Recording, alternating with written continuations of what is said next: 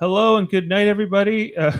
Not good night. Well, good evening, I suppose it is. It is 11:40 on Sunday, August 30th, 2020, and we just finished watching, as we said, the nominations episode. I'm Dave Mader, joined with Jeff Mader and Jaemeel Robinson here on Super Mader Brothers Podcasting as we cover this episode. Guys, thoughts, initial reactions, and feelings on this Enzo HOH that I don't know. I feel like they were struggling to fill the episode because we had way more of this Christmas and her pillow stuff, and so clearly there wasn't a lot of the strategy to share with us. Strategy? Why would you need strategy to be showed when there isn't really anything to be provided? When you're like scraping the bottom of the barrel of the mystery of who put the hinky votes is like the secondary subplot of this entire episode. Yeah, Jeff? Yeah. What's there to talk about? Well, going on. Good night, folks. That's what's going on this season of Big Brother. It's put in your generic HOH. You know who's going up because, oh God, Kaser, he's a big threat to who? Nicole. So whatever Nicole was shaking in her boots. Yes. Oh, she was shaking in her little boots, yeah. Whatever Nicole wants, Nicole gets, and that's what's been happening all season. Her and Danny are like this unbreakable duo. Nobody targeting them. Nobody even talking about them as a duo. Well, only one person was talking about it, and that was Janelle. Yes. And she hit the bricks just recently. So Christmas too. Christmas said to Enzo that Nicole and Danny were close, and that was big news to Enzo. It seemed like he's like, really? He's like, yeah, they're close, but you could see he was like processing it, like he's not really aware of what the real alliance is here. And Christmas was actually giving him a lot of good intel. We'll see what he does with it. I'm not optimistic. He's not gonna do anything with it. Let's see what he does with it. Oh my gosh, Dave. Comedy genius you are. We can only hope, this Enzo HOH was a tragic thing. Now, we knew about it the other night. The feeds were off for a while in this competition that we opened up this episode with tonight.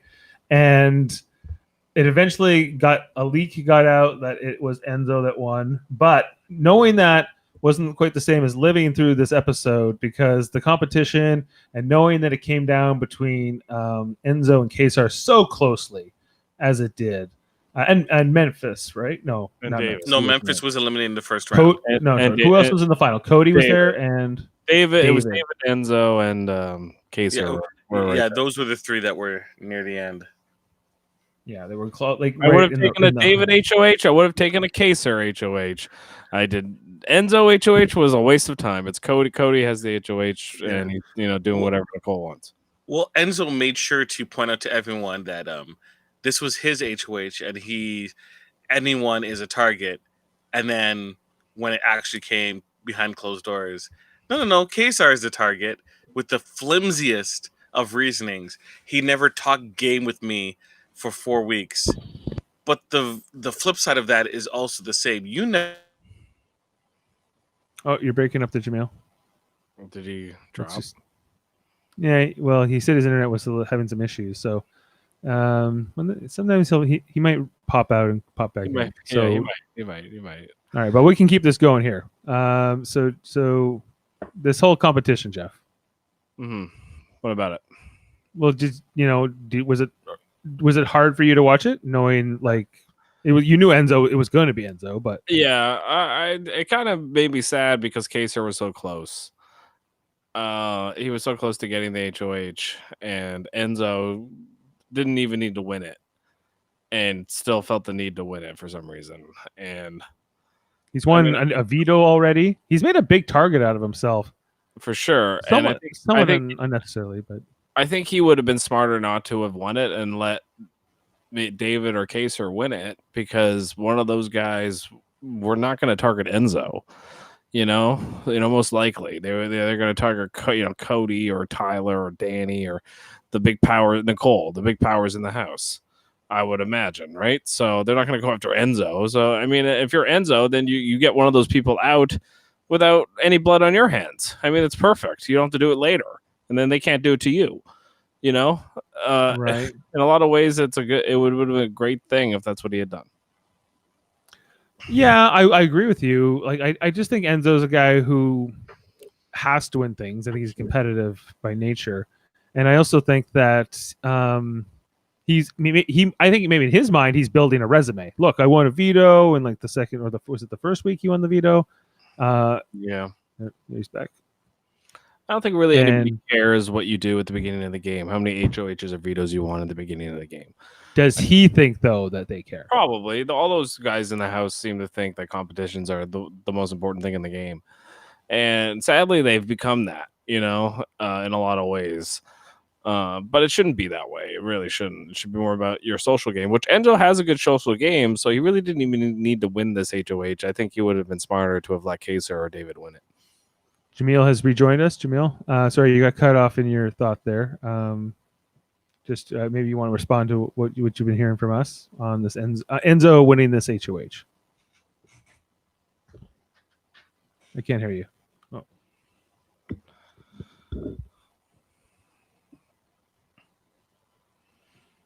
Oh. No, sorry.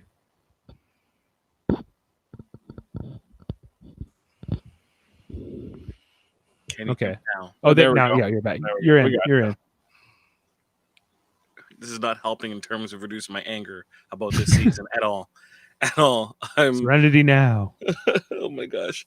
I went on to a little bit of a rant before all of a sudden everyone was frozen. I don't know. It was the other way around for us. Well, yeah. I don't know where I was mid complaint. This is a terrible HOH. It was not the greatest outcome here. This is it's the fourth HOH, right? So the fourth male in a row. Yep.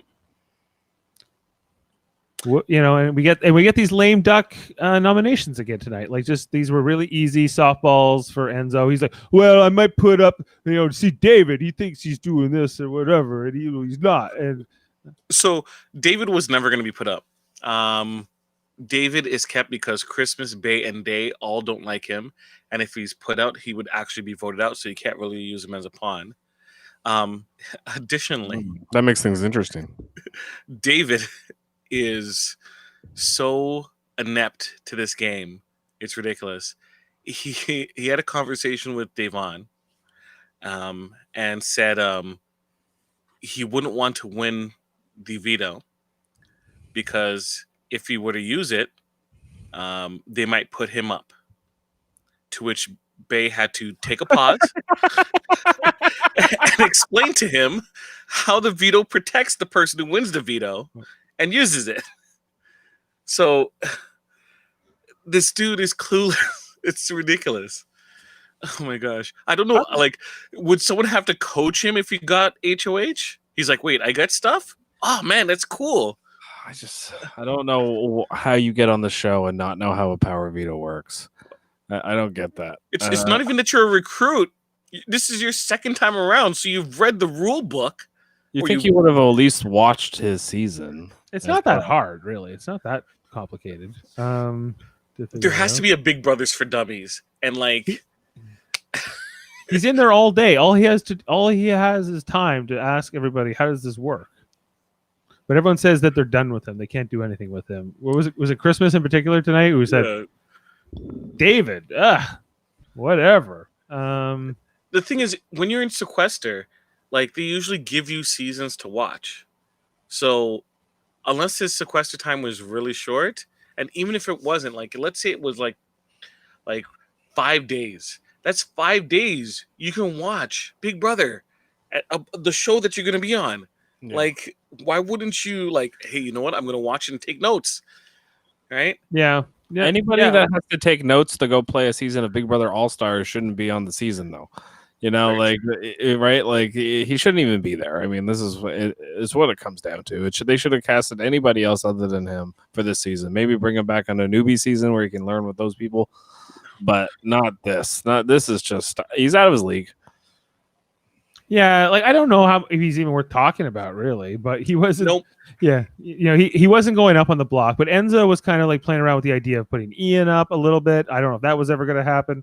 But Nicole F wouldn't allow it. You know she wouldn't. yeah, so this is maybe a Cold War episode for sort of what is coming next, or sort of or not Cold War week, because clearly it's Devon is sort of in the crosshairs of a few people, in particular Danny. It seems like she wants to get out Devon so she can take Bailey as her number one, but she already has Nicole sort of in that role, I guess. But Danny is definitely not Nicole's number one. So I don't really know. Who's Nicole's number one? I think it's Cody. I don't think so. I think it's Danny. I think it's Danny too. The problem is, Danny is counting her chickens before they hatched. Mm-hmm. So you have Enzo, who's already kind of sketched on Danny and her old hinky vote plan in the first place, right? Mm-hmm. And he's kind of keeping that in the back of his head. Is like, you know what, this person's is a wild card. Everyone else is like calm waters in our group. She's like, you know, well connected, but like throwing out hinkies to like mess with people's minds. When is she gonna come after me and mess with my mind? And like, they have to realize like 3 women have already been voted out already, back to back to back. So having like Danny go after Bay is perfect for the other dudes, because then, you know, that's more people that is gone, right? More women that are gone. More women in particular. But that's probably also to speak to why Enzo does put up 2 men here tonight too. It optically is good for him as well, because all the women say, well, why would you put up more women after 3 women in a row? That's kind of like not a nice thing. So he can put up Kaser and Kevin. He has absolutely 0 blood on his hands whatsoever. Whatever happens with this, if there's a veto and one of them comes down, then like he might have to do something tough. He might have to expose his loyalties a little bit. Because I don't. But if he or people around him win the veto and it's not used, presumably, this is a great week for Enzo, just in terms of, you know, he got out the who the house wanted. He's loyal. He's easy to work with, and so from that standpoint, it's good for Enzo. But the problem is that Enzo doesn't realize that he's at the bottom of whatever alliance he might be in. If it's the Slick Six or whatever, all of them. Yeah, he's incredibly expendable to the commission or the Nicole Franzel and friends associates in Danny. Like, they'll, you know, I don't think that they're going to feel a ton of loyalty to him after this HOH just because he got out Kaser this week, for instance. No, they will cut him whenever they want. Yeah, and they already have the story already set. Well, Enzo, you know, I'm sorry I have to put you on the block. You're like a comp beast and you're a threat to win this game. You already have an HOH, a veto, and a safety suite under your belt. And, you know, you're well liked about everyone. So, you know, I'm sorry I have to put you up. This is the reason why I'm nominating you. Mary says she can't wait to get to spoilers because this is an easy week for him. Yeah. So, yeah. I don't know any of the spoilers yet, so we'll get into that after that. But let's keep breaking down this episode tonight. So we saw Danny's kind of causing chaos. You know, Cody's onto her. That was another big part of this episode tonight. She's playing too hard, I think, personally, Danny. I mean, don't you feel like she's kind of playing? She's getting cocky. I feel yes, I think so. I think she's really hamming it up actually, for the camera as well. Like the way she's enjoying this. You know, I don't really know her. I just know her legacy, and that she played, you know, an evil dick, her father. And I don't really know him either. I just know like kind of the quick. You should watch. Notes. You should watch. I should go back and watch all that. I know what he did. Like he was kind of I don't know how much like she is like him though. She's not like Edie at all. Mm-hmm. Like here's the problem with her vote, her vote strategy. So, her and Enzo know where the bodies are. They know that they voted like each other. Cody's gonna know. Cody already knows. Like they tell Memphis is gonna take a shot at her. They tell Tyler. Tyler's like, wait, you're throwing hinky votes when I'm HOH? They can take a shot at her. Like, Enzo's the worst person to let know because Enzo will eventually, you know how he bros down with Cody and Tyler, right? And if one of them are HOH, they're gonna go through the Vanessa Russo strategy where it's like we have a reason to vote you out or a reason to put you up. You're putting hinky votes. You're causing tensions in the house, right? If Bay or Davon becomes HOH and they try to go after Cody or Tyler, they'll go, "Hey, you shouldn't come after us." Danny's the one you should be going after. She's throwing hinky votes. She's kind of disrupting the thing. She's with Nicole F and messing with Janelle, right? Mhm. So Right. Janelle was your girl. You should go after her. Don't go after us, Yeah. Well, right? once We'll protect you. We'll protect you next week. once whoever Enzo or Cody throws Danny under the bus to Davon, then Davon will blow up and go after Danny because that's what Davon's a very predictable player in that way. Yes. Well, so is once you explain to her somebody was trying to kind of make you look bad and get you out of the house or put you on the block. Once that's blown to Davon, everybody's gonna know. Davon will not be able to keep that secret. Yes. And she'll blow up the house. You already know the conversation is going to be. It's like, think about it. Danny, yeah. Enzo said Danny, something. Sorry, yeah. go ahead. Yeah, no, you're right. Go ahead. Let Well, Mary's just Mary saying that Enzo said something about we can't trust these women. I right. think They're I put a already little putting- emphasis on these. I think that was kind of, and then Yeah. that emoji is, I'm not familiar with that emoji. Is that like a frowny face? Frowny face, thumbs up. Yeah. Frowny So- face. And it kind of ties into this point. They're gonna play them off each other because when Bandy are gonna have a conversation with Tyler and stuff, and all the kind of cards are gonna be put on the table, and they're gonna like, we were gonna come after you because we thought that you two were like going against the house and trying to keep Janelle, right? That's where those two votes come from. Everyone suspected it was you two, and it's like, but it was actually Danny, right? Enzo told us, right? Danny convinced him to put hinky votes, right, to place blame at you. You got to get Danny out. Like Danny's coming for you. See, she's subtly trying to get the house to get you out. You got to get her before she gets you. So like, we'll give you a week of safety, all right? And you put Danny and them on the block. We promise we won't come after you and Bay and Day next week if we win HOH, right? And then of course, Right. after she does the dirty work, they'll turn around and vote one of them out because why, right? The women they're literally just geared up to lose right now. It's gonna be like the season just finds ways to become worse.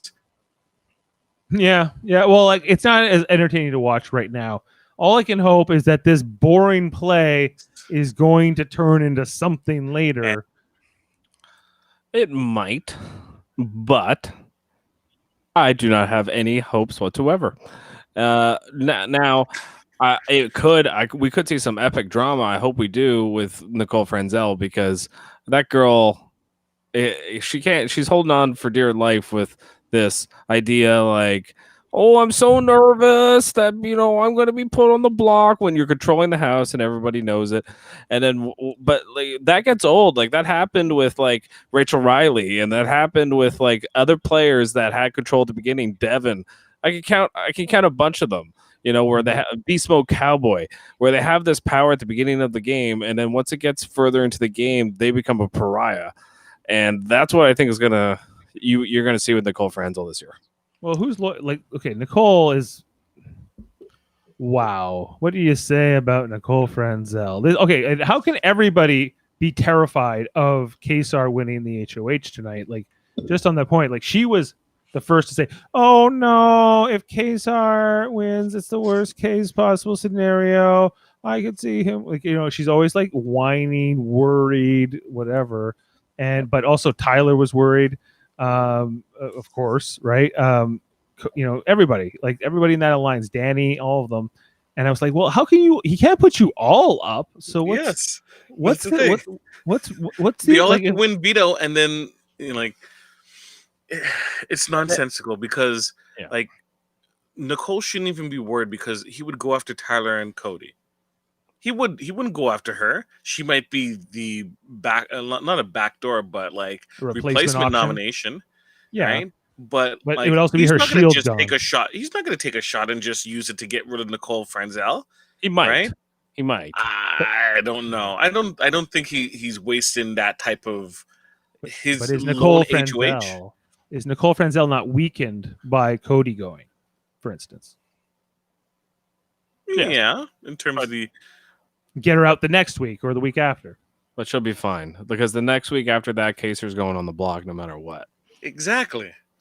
So that was the thing. Like his only plan is that he puts the two up, and then like he's like, I'm gonna offer safety if like someone wins veto, and he take Mhm.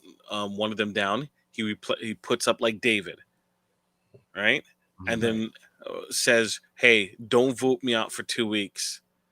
Right, and I'm gonna put David up as opposed to putting up Danny or Nicole, right? Which that group should take that deal, right? Even if they don't keep to it, but they should take that deal because the moment that two of the same people, right, are there, then all the fractures going to come together, and their alliance is going to be practically done because they would have to vote out one of their own, right?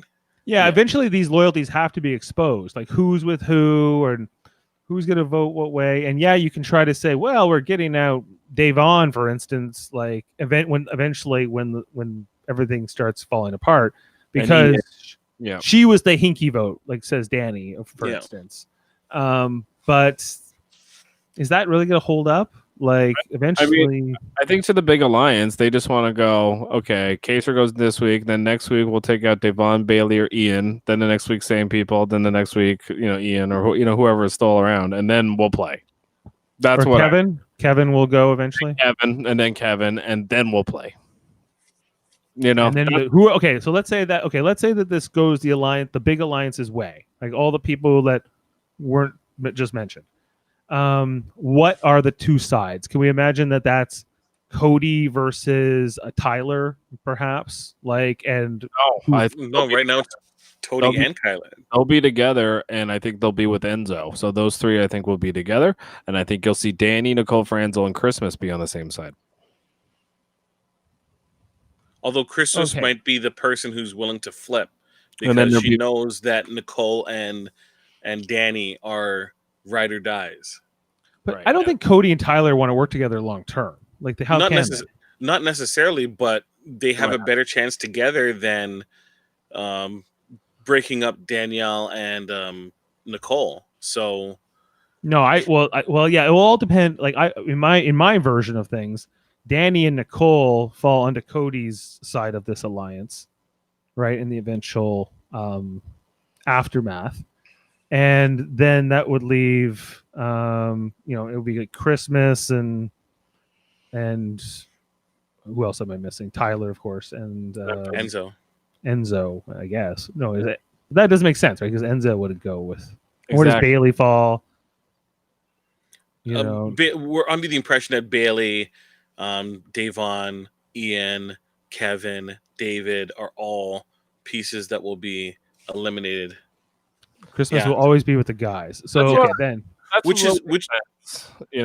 at the same time, I don't know if that's necessarily going to happen later on in the game. I know it's easy to say that right now, but I do think there's a chance that Christmas sees herself at the bottom of the guys' alliance and then switches. That would be my theory. It depends on how many guys are in front of her, because if she's number 3 out of 4 in the guys' alliance, right? I think that there's something to be said though about this. Like, just remembering how Christmas plays from her season. I think it's not unnotable that she went to the end with Paul and Josh, and that's maybe is sort of the way she does gravitate. She likes competitors too, right? So if it's her, Cody, Tyler to the end, that's probably in her mind a version of things. I think she likes Enzo. Yeah, I guess Enzo's a competitor. Like, we've seen it, right? Memphis. He won't win. Right? He won't win, but he's a competitor, right? So, like, he's the perfect person.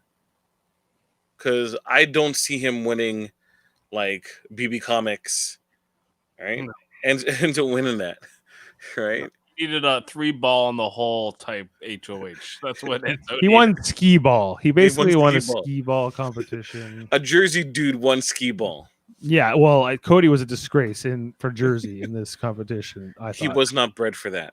He was not. He is bred for it, but he didn't rise to the challenge. No, that was Enzo. You think the soccer player would be good at rolling balls?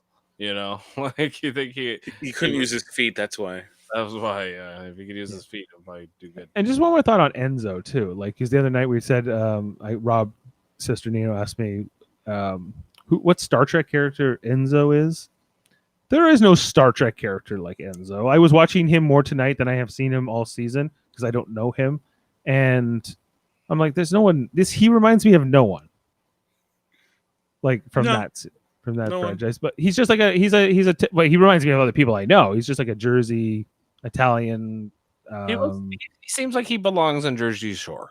Yeah. I mean, let's face it, that's who he kind of is. He's like the Jersey Shore type archetype guy that they brought in. You know, dumb move to get rid of Kaysar. Okay, I would like to talk about this. I would like specifically to talk about Kaysar and his game. What is Kaysar doing? Like, he seems so like just uninterested in playing the game in any sort of way where he has an alliance member other than Janelle. Like, who is he? He should be trying to attach himself to somebody. I don't even care like who it is, anybody in the house. But at this point, is anyone willing to even team up with him? Nope. No. But he should be trying. Okay. Second point about Kaysar. The conversation tonight with who's Dave On, I thought was really good. I thought it was really interesting to talk, just like socially and politically, what they were talking about. I think that's why they're on the show. Honestly, yeah, it's a huge part why they're on the show. But you never see a Muslim man, Iraqi man, really like on these shows and talking about things from their perspective or his perspective as far as like what he identifies as with. And it was interesting to see because it was so different than the American reality TV really does. Yeah. Well, Big Brother Canada had the Sikh gentleman this year who was actually I liked him a lot. He seemed like he was doing better. Ignore my dryer in the background. But yeah, he was fantastic, and I understand why we have this discourse. It's great. Hira, right? Hira, yeah. Hira was really interesting. I liked him a lot. He was explaining a lot of the Sikh culture, why he does certain things, why he has his hair wrapped and everything like that. I liked Hira a lot. And once again, any Americans who are watching Big Brother this season and has never seen Big Brother Canada, I strongly advise you that you take the time to watch the show. It is actually fantastic. People do strategize, and there is like actions. There are all-star seasons where the all-stars actually compete against each other. But yeah. Right. Like, I think, like on all of that, I think that they kind of did take a page out of Big Brother Canada. It felt like a little bit with this scene tonight with Kaysar and Dave On. But I've seen other stuff in Big Brother like this too. Yeah. And I think that it's when actually Big Brother's at its best because it actually shows like the more human side of people. Like, I know like people missing their kids and those kinds of things. That's real. But it's a very common story. I think that sometimes you have opportunities to have just political conversations or sort of, a social or philosophical kind of things come up. There's a chance for learning and sharing when you have nothing to do all day, but just connect with the people you're with and, and share a life with them and share this house. And so I think that this whole scene with Dave On and Kaysar was great. I also, thinking back to like even Celebrity Big Brother over the past few years, because even going back to when Omarosa was in there, there was a lot of stuff, a lot of tea being spilled. I remember that, and that was putting Big Brother really much on the map. And so I think that also this show likes getting that kind of attention where they can, say like last night on Big Brother, they said about this and that, right? Like people were connecting, and versus so and so house guest is racist, or is a terrible person, or did this, Or someone went yesterday. to the bathroom and their crap smells like Yeah, crap. who was that, by the way? Who was it? Was it that Ian? Kevin?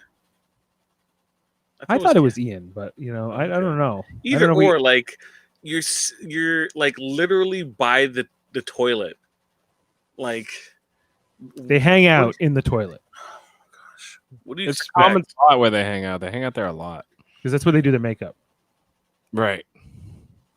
Well, wasn't it late at night? Like I don't know. I can never really tell what time it is when they're in different rooms and stuff. Like, because the clock's always. Nicole had her facial routine on already. Oh yeah. I love them when they show us like them peeling off their masks and all this.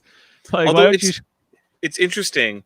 Janelle's is like red, but like Nicole's is like a creamy white color, right? And she seemed really comfortable with it on her face. I don't know. It just seemed really weird to me. Everyone's got a different skin. Like especially particularly with women, have all different skin, different routines. Some men do too, but I do not. I'm not up on all that. The face masks.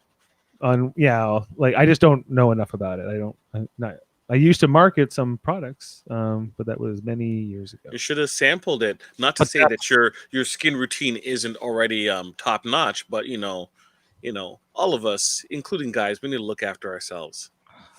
I sold face masks, but that was a long time ago. What's that? From South Park. Just comment also. He was with Bay and Day, but every time that they say something, they run back to the group. Yeah, they scurry back like rats. Right. Yeah, they are like rats. Most of these house guests. Like that's why this season is being a little tough, right? Because it's this whole like tattletale, like anybody but me mentality. You look for whatever it is. Like they look at Bay and Day.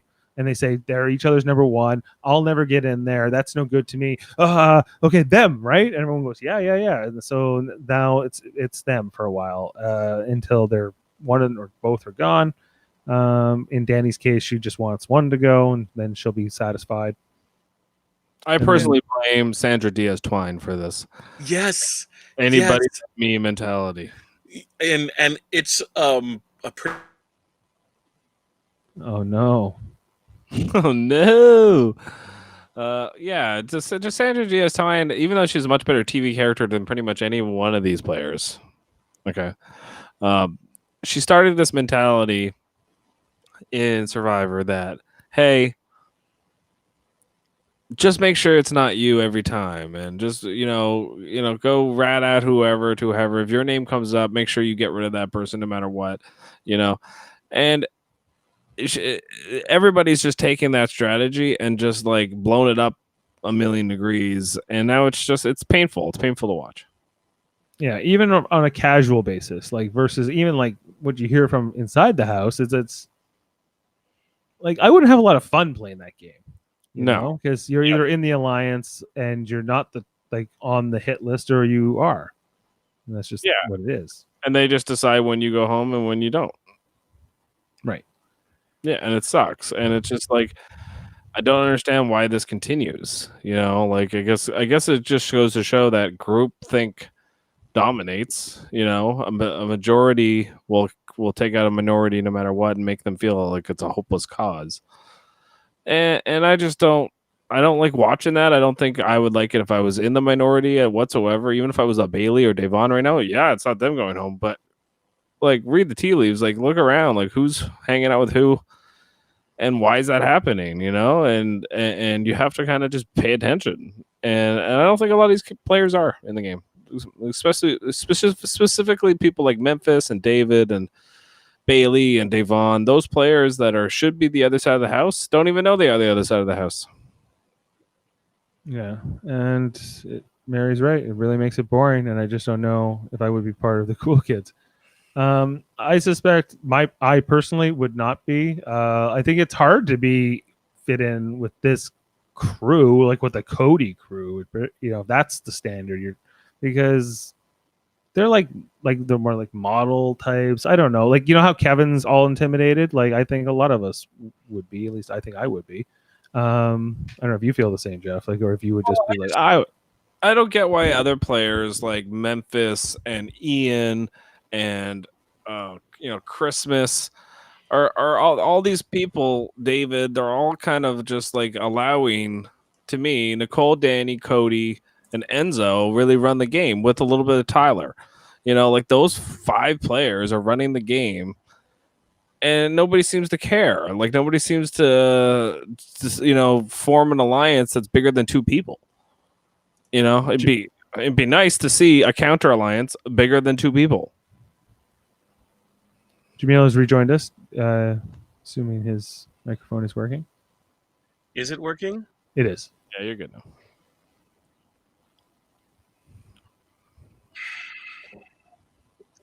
I'm trying to keep it for the rest of this episode. Yeah, so Memphis is I don't know what these people are doing. I don't. All of them are bystanders. They're just bystanders, all of them. And this game is going to get away from them, and they're just going to be like, I don't understand. What I don't happened? understand what happened. Yeah, They just had the remember that votes. Memphis is in the house. Every week, Like, Nicole worrying about whether she's going home, even when like Cody wins, and people are I want Cody to put me up. Oh, Cody's my number 1, but he might put me up. Who knows? It could happen. No, it couldn't. we're looking at it right now, and Memphis might be the most different HOH that we might see for a couple weeks. Because if Cody or Tyler win it next week, oh my gosh. Oh Yeah, my I don't gosh. know if I can handle it. Even if All it's right. not Cody or Tyler, if it's Nicole, if it's Danny, or if it's Christmas, any of those 3 players too, it's going to be another week of the same shit. It's just like, what? That's too many players all playing on the same side. It's annoying. Too many, like, Too many comp competitive threats. players. Too many Comp threats, comp yeah, threats that's the that- new era that we're in, especially in this season. It's going to set the tone for years to come, which is also not encouraging. Are we ready to get into spoilers? Sure. Okay. I like What are Red Alert. spoilers? That's what we should do. We should call it Red Alert spoilers. I called it icy live feed spoilers, but we can call it Red Alert spoilers. Yes. So, Yeah, here we power go. veto players. Okay. Yes, Jaemeel, you know all Yes. this. And Mary's, I'm sure, got some information too. Yes. So, The power veto players are Enzo, Kevin, Kesar, Tyler, Bay, and David. okay. and- Sorry. Let me just hold on. I need to set my mind. All the non-comp threats, pretty much. You said so beyond the HOH and the 2 noms, it was Ian who? So no, Enzo, Yeah. Kevin, Kesar, Okay. Tyler, Uh-huh. Bailey, and David. Right, so And Tyler. David. Okay, right. So who Right. won of this crew? Who do you think won? Who do you think? Who do I won? think won? Yeah, I think that you're gonna say Tyler. I'm guessing. Kesar won. No. Who's your second choice? Tyler. No, Who's your third choice? Enzo. no, Who's your fourth choice? David. no. Who's your fifth choice? Kevin. Yeah, Yes. Okay, Kevin won. Oh, good. Kevin for won. Kevin. Kevin won the- See, Bailey was at my very bottom. Bailey was your last choice. She wouldn't win a comp. Not with this crew. Like, No, especially. yeah. Like, unless I don't know what it would be. I don't know what it would could be. have been a mental comp, and Enzo, David, and Kevin are out of it. So If it was like a compete with beauty Tyler. pageant competition because she's a beauty pageant queen. I think she would do very well in that. How to handle Swaggy? Oh, I got this! I got this! It's a comp ridiculously balanced towards Bailey. That would be Oh my great. gosh. Yeah. It's like we all know the Christmas pun comp is coming. Right. Yeah, of course. Okay, so guys, obviously Kevin's. Oh yeah. I'm sure Kevin's anxiety can handle it. So who would be the obvious renom? Are they going to take the shot now? Then could this actually be more interesting? Then who would Enzo want to put up instead? I think I have a theory of who he's going to put up. Davon. It hasn't happened yet. No, it hasn't happened yet. Veto No, meetings they tomorrow. haven't done it. But I have a theory of who he's going to put up. But I think he'll put up either Davon or Bailey. So Mary's saying that now Kevin thinks that he's part of the cool kids because he was talking to Enzo. So delusional. Like, I would hope that if I went into this house or any house, like, you would have to know, just because you pulled yourself off the block and everyone's like, good for you, and they're all like patting you on the back, that you should not feel like you are now accepted and are safe. Like, he's already been on the block, come down, and now he's gone back up. So he's obviously the obvious person to put up without getting blood on your hands, because no one cares. He has no strong ally. Yeah. I think it'd be hilarious if Kevin said, "You know what? I'm going to use the power veto on Kaser." That would be a real game move. He would go home, but it would be a real game move. It'd be great to see. Yeah, he'll be him and Marcellus will be Yeah, he's We'll going be to pull forever. Marcellus. Yeah, David. Sorry, Dave. If you don't know what we're talking about in terms of Marcellus won power veto and then did not use it, and then got voted out and went home. In an impassioned speech, he said he's not going to use it. So Wait, he left himself on the block? he did. No. Oh my gosh, it was so great. It's Oh, sad. Apparently Christmas is going up. They should vote her ass out. She Will said, that happen? Hans then? go home, fool. Hans go home. If Christmas hit the block, that's when I go into scramble mode. If I'm Memphis, David, Bailey, Devon, I go, okay, Ian, vote with us.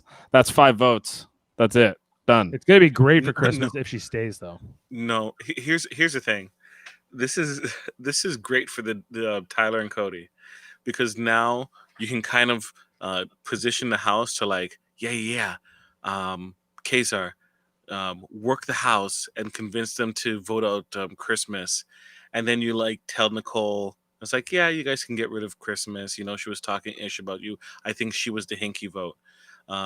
You tell Band Day, it's like, yeah, I understand, blah blah blah. And if they get enough votes and Christmas does go home, then they've got rid of another girl. And if Kazar stays, they're like, Kazar, see, we protected you, right? We told the house to help you out, and they did. So don't come after us. And then, of course, they can always like renege on any deal that they make, right? But like, they get another girl out. Like, this is like absolutely dumb, in my opinion. Okay, Mary, if you have a super spoiler, send it over to us. And we're this is spoiler time. We can talk about anything. Like, and if there's Lonely something White Tea, thanks for your support. Yes, thank you. We like the likes. What do we do now with like this Christmas? I would want to get Christmas out, but my thought was that if Christmas stays, that she'll be able to say, I already went up on the block. I did my week as being the pawn, to get Kaser out. And if whatever alliance she's in, she'll always be able to say that. So she'll be able to say, I'm not cool with going up. Like, it's not my turn. I've already done it. I've Put already Nicole done it. F up. Isn't it time for Cody and Tyler to go up? Which none of them would. If they're smart, they would never put themselves in a position to go up. Okay, the super spoiler is someone with a bullhorn just called out so like from outside the backyard, someone went, okay. Yeah. Someone out went with a bullhorn and just called out Cody and Nicole is playing the whole house. But the question is, did they hear it? Because the problem with the bullhorn stuff is like they hear part of it and like they don't really understand the context of the statement, because before anything happens, everyone's put in lockdown. Mm-hmm. Okay, so Kevin comes off the block. I know he's talking to Enzo and he thinks he's part of the cool kids, but you would think, like Dave was saying, like anybody that puts you on the block and then you come down and then so whoever replaces you on the block, you have to think to yourself, as if you're Kevin, why do I want to take Kaser out? Why wouldn't I want to take out the person that's replacing me?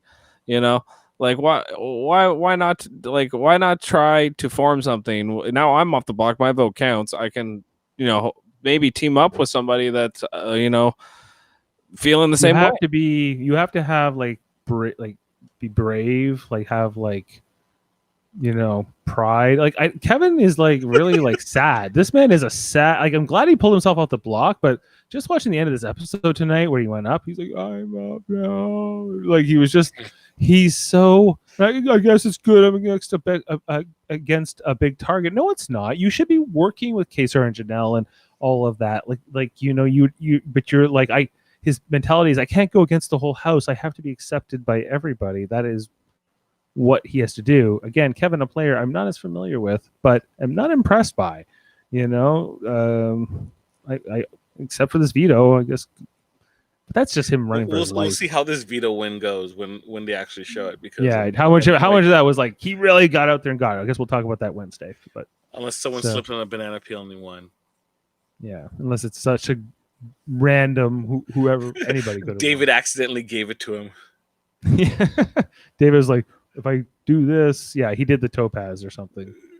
And I love the fact that we're all willing to accept that David would do something of that nature. Okay, here's my question for you, just on what Mary said about that spoiler with the bullhorn and all that stuff. If Nicole Franzel and Cody were exposed, would you be happy or feel like the game has been tainted? I think the better question is, would it matter? Well, I guess, do you care? Would you be like, no, the integrity of the game has now been disrupted? Integrity of the game has already been when people did all the pre-game alliance already, and like that already messed up everything. Like these people are supposed to have like minimal contact. They're supposed to be Nicole Frankel said it tonight. She goes, "Oh, I'm really good friends with Danny outside of this house." Oh, you are? So of course you guys are going to be pretty aligned, Yeah. Like Kaysar and Janelle, even though they haven't seen each other in a while, I think they're good friends, regardless. Like Christmas was kind of boned because she was expecting Josh to be in. Josh was supposed to be in, and that was supposed to be the connective tissue. Supposed to be Tyler, Josh, and Casey were supposed to be like a unit, and that unit didn't come to be. Tyler went with Cody, and that's why Christmas is on the kind of fringes, right? She's not really in, right? So, like, let's say if they were there, and Keisha and who would have been the other person that would have substituted? I don't know who the next last minute person was, but if they were there, then you would have a super group with Josh, Christmas, Tyler, Casey, probably Memphis would have been with Danny and Nicole F. Sorry, did he freeze? I think he did. I thought he was just in thought there. He was like, he looks like he's in deep, deep thought right there. Nicole F. Yeah, he won't know that we've. He'll realize by now that we've. So there was a conversation too, Dave, between Christmas and Ian, and Ian was talking about like he doesn't want to go up as a pawn because last time he went up as a pawn, if he didn't win the veto, he would have went home, and he thinks he will go home if he replaces Kevin on the block. So Christmas was like, oh, if you have to use me, use me, but I want to only go up if I think I'm absolutely going to stay and all that kind of stuff, right? So, yeah, I would never want to go up. Well, you never want to. I mean, I would go up if I felt like the person sitting next to me is definitely going home, which is basically what this week is. Right. Like I think that they should be trying to get out Franzel and Ian sooner than later. But yeah, like I think that Ian's probably right to say that. It's an easy thing for him to say. Like if you put me up, I'll go home. And if they're trying to sell him this bill of goods that he's not the target, then it's easy for him to protest. And I think that that's smart on his part. Yeah, but like, why does Enzo want Ian to go home?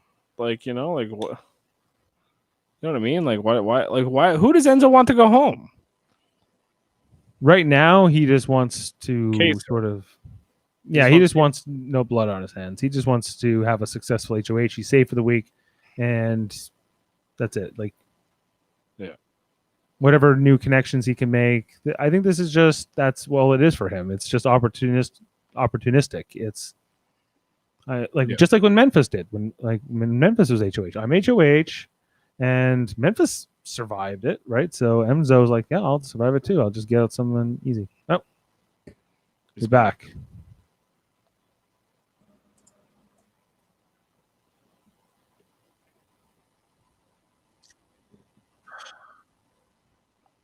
It's okay.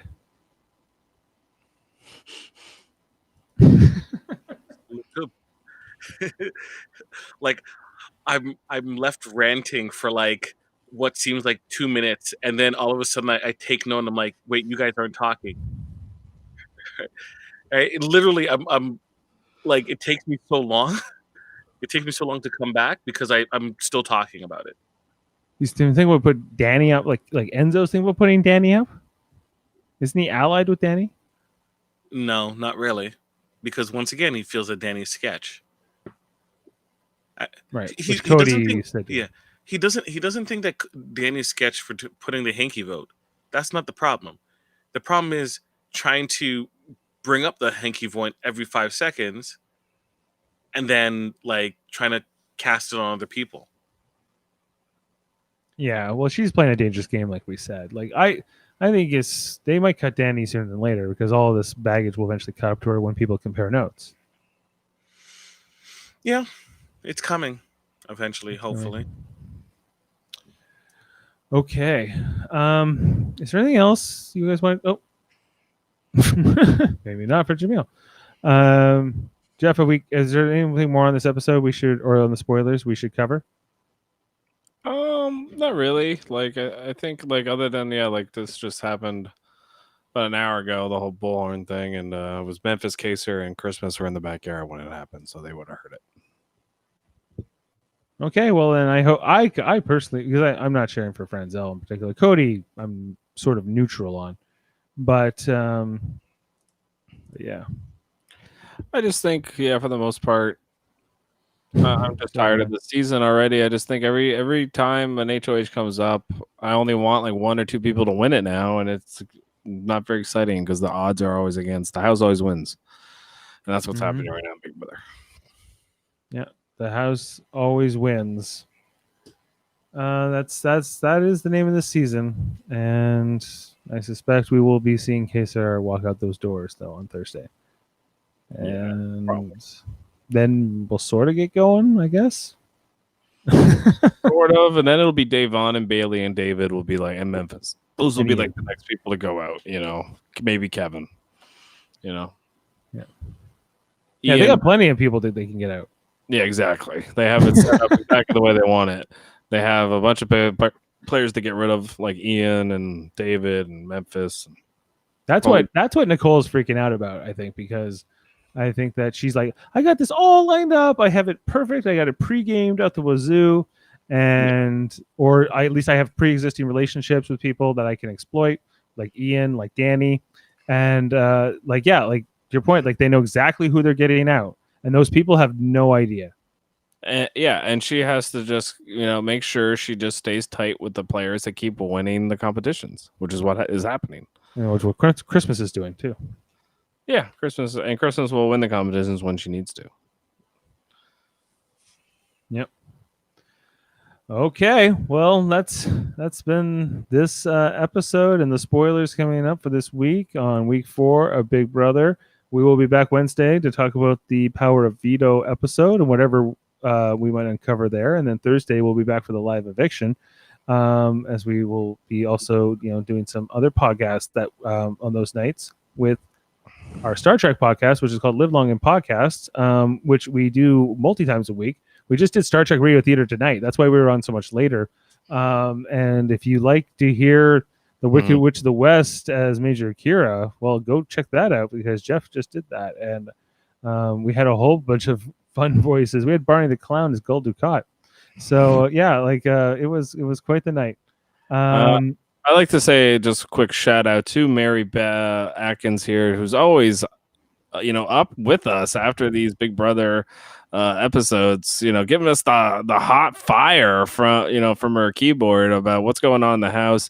I think it's great. You're a number 1 fan, and you're always welcome here on Super Mater Bros Podcasting. Very well said. Thank you, Mary. And Tuesday night we'll be back for Star Trek Deep Space Nine rewatches as we get into the second season, the first, which starts with a three-parter. Who starts a season with a three-parter? Deep Space Nine did in the second season, and we'll be getting going on that. And then Wednesday night we'll be doing Star Trek: The Original Series. An episode I have never seen, I have never heard of. We are doing that this week. I'd have to even look it up to tell you it's the weirdest, longest title. But we're doing that. We're doing. I'll probably put that announcement out tomorrow on which one we're doing.